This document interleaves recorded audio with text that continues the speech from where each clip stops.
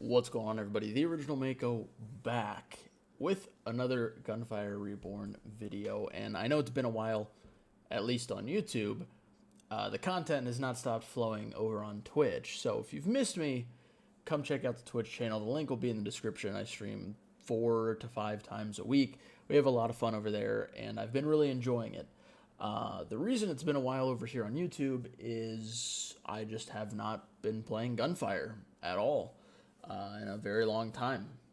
And for a long time, it didn't make sense to post stuff to YouTube that was not Gunfire and or roguelike related.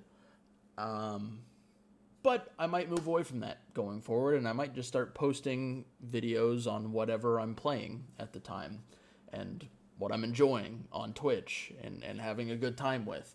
So, that being said, I'm still going to cover, as you can tell by this video, the Gunfire DLC that comes out, because I am excited for that. It's not a game that I'm playing or going to play every single day moving forward. So there will be plenty of content on the DLC when it comes out. But in the meantime, there might be some content on some other games, and just kind of posting what I'm playing at the time. So, regardless, hopefully you guys are excited for the Gunfire Reborn DLC, like I am. And make sure to like the video, hit the subscribe button, and turn on notifications so you don't miss any more Gunfire DLC videos or any of the new videos that'll be coming your way on some other games. So that being said, let's go ahead and just get into talking about the little teaser they released on the Gunfire Reborn DLC. It is called the Realm of Frost and Inkwash, which, as we get into these characters, will make sense. What's up, folks? We just can't wait to announce that the store page for the new DLC is now available. Let's go and wishlist to get notified when it releases. So it has the release date of Q3 2024, like most DLCs have had. I have a pretty decent idea, I think, of when it's going to release based on something they say later in this, but we'll talk about that when we get there. The new DLC will be just like the previous style, 2 new heroes and 4 new weapons. What could be fresh is that we'll launch the Season 3 gameplay and some free updates, including the new map and enemies we discussed in the last Tavern Chat, when the DLC is released. In this Tavern Chat, we're going to dive into the next DLC's content, new heroes, and new weapons. Now, it's not an in-depth breakdown here, but it is just a quick little look into these new weapons and new characters. So let's talk about it. And also just the fact that they're releasing, now that they've switched to the seasonal model, they're releasing Season 3 as well as this DLC. It should be a pretty hefty amount of new stuff, which is nice. New hero, Lynn, a tiger, leopard, a fox, some sort of animal, an ice animal, I don't know, a mouse with these ears? I don't know. Anyway, Lynn's core mechanic is hitting an enemy weak spots to make them unbalanced and then executing them swiftly. Based on this combo, Lynn can enhance her execution or weak spot breaking abilities through ascensions, allowing her to defeat enemies in various ways. So her skills are going to specifically target weak spots, and then you're going to be able to execute them. Seems like some sort of ice assassin type of vibe here. It's very hard to dial in what exactly she's gonna do based on that breakdown there. However, I'm sure her abilities are going to be ice related, and I bet she's going to have abilities that will track enemies' crits. So, interesting. Excited to see how she works. There's been a lot of power creep with new heroes in the past, so it will be interesting to see if these are kind of on par with the last heroes or if they're kind of taking a step back. But we'll figure it out. The next one, Momo, which is a squirrel, I think. Has to be. Um, I mean, I don't know what else it could be. Anyway, Momo's a shapeshifter hero. You can either spread ink wash to turn almost the entire battlefield into your domain, or transform into an ink wash spirit to dart amongst the enemy. Anyway, mess them up first, and then mow down one by one. Yes, it is his forte indeed. So we've got Sai from Naruto here. Also, they're going to use the word domain again later. I don't know if they've been watching JJK recently or not, but a lot of domains going on in this expansion.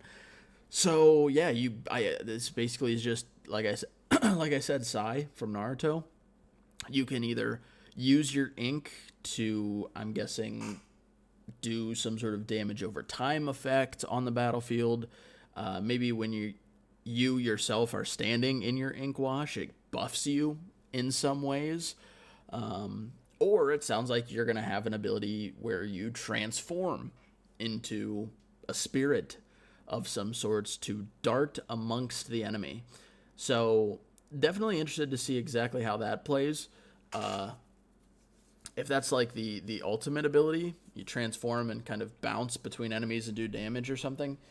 It's interesting, but also could be an issue of, it just depends on how it works. Because if you're bouncing between enemies and then all of a sudden you run out of time, and then you're just stuck between like 4 enemies that you didn't get a chance to kill, and now you're right in their face, you can't get out of dodge quick enough. Could be an issue, but definitely intrigued by this character the most out of the two so far. Very intrigued by Momo. New weapon type, a staff, the Phoenix Roar. Seems like it could be a little bit of a hybrid melee and shoot type of deal. Anyways, let's just read it.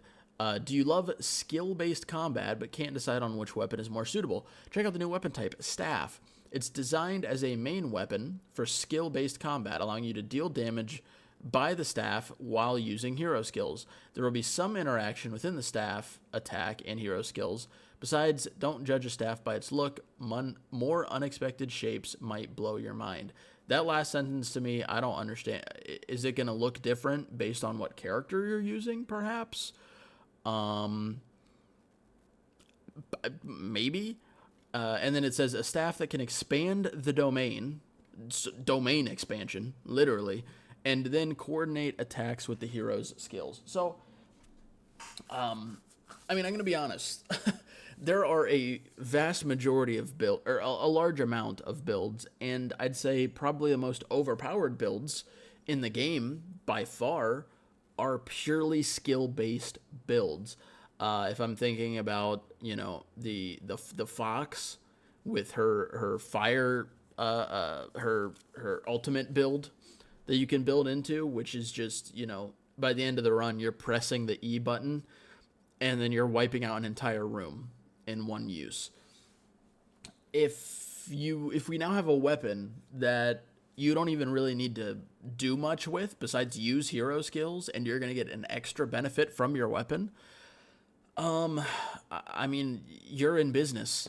This just makes the most overpowered stuff a little bit more overpowered, and it makes it so you don't have to feel bad about not using your weapon, because you are using your weapon while using hero skills. So it's unique, it's different. I'm very interested to see how it reacts with all of the different characters. And I think it's a very interesting archetype here now that they've set the precedence for what staffs will do. If they're going to add more to the game, how are they going to continue to make them different and unique interactions with hero skills? I feel like that's just it's a lot of, these weapons seem like they need a lot of work and tuning to be balanced and correct. So I'm interested to see how it works. Next up, we have the Starfly, which is, oh wait, I didn't even realize this was a staff. Okay, I understand. So maybe it's saying don't judge a staff by its look, because this doesn't look anything like a staff at all. Perhaps that's what was going on here. So fight alongside the spiritual partner and shoot a barrage of bullets at the enemies. So this just seems like it's something that while you're using skills, it's just going to be shooting at stuff for you. Another lizard weapon, although this time the lizard's mouth isn't the weapon this time, which is good, because unlike the Justice, can't make a joke about when you're reloading it shoving balls down the Justice's mouth. Regardless, interested to see how they work. I'm going to be honest, I did not even realize this was a staff when I first read through this. I did not pay attention. But, yeah, we'll see. We'll see how they work in-game. Then we have the Tracker, which is a rifle. When I originally saw the teaser for this, I was really excited because I'm just a fan of nice, standard rifles. And let's read the description here. Supplemented by a multi-directional engine, the gun locks onto and pursues the enemies, leaving them nowhere to hide. I don't know how I feel about it. They really like weapons that track enemies automatically. I just don't. It's giving me like a Dragon Chaser kind of vibe, and I hate the Dragon Chaser. So this is probably going to do very little damage if it's tracking enemies. But I don't know. Maybe I'll be pleasantly surprised by how it works and the damage output. But I will say this seems like it could be really, really good with the bunny. Because, you're trying to get as many hits as possible. So if you're shooting 10 enemies at once, you're getting a lot of hits at once to build up your swords or to proc the Fatal Bloom. So that could be interesting, but we'll see how it works outside of that. And then another launcher, the Tempest, which is a gauntlet launcher.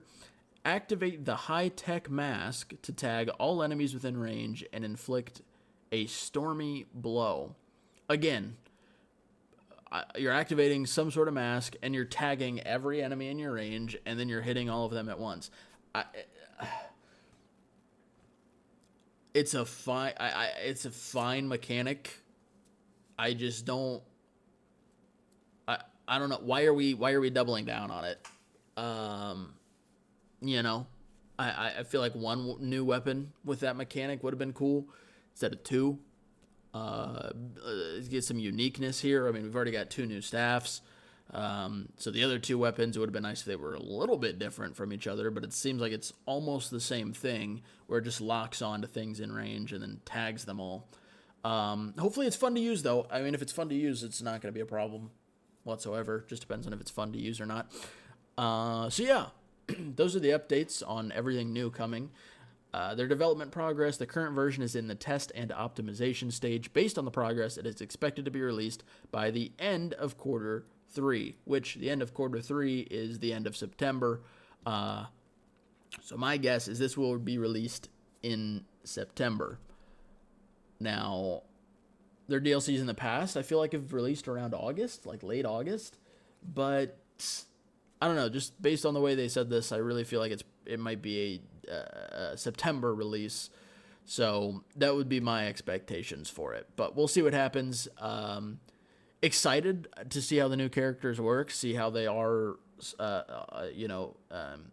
power-wise compared to some of the last characters, because keeping up with the past few characters is not going to be easy. And then excited to see how the staffs work, and excited to see if these lock-on weapons are fun to use. Let me know your thoughts. As always, I'm very interested to hear what you guys think about this new DLC and the new season coming out. And appreciate you guys watching this video. It means a lot. Once again, hopefully more videos coming your guys' way on other games. So if you want to check those out, I'd really appreciate it. And if you want to check out the Twitch channel, you can come check that out as well. That being said, thank you all for watching. Hopefully you all have a wonderful rest of your day. Love each and every one of your faces, and I will catch you all in the next video.